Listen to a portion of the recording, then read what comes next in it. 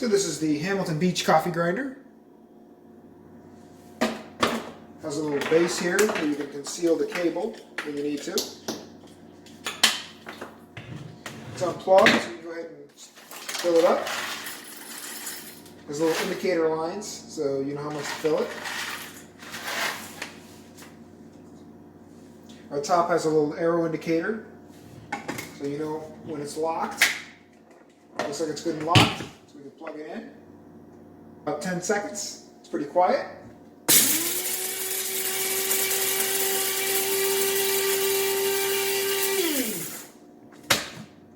Oh, looks good.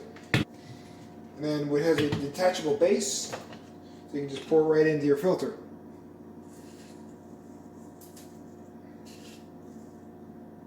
Nothing like fresh ground coffee. No matter what kind of bean you buy, it's always better when you buy the bean. And I'm using Pete's Whole Bean Major Dixon blend.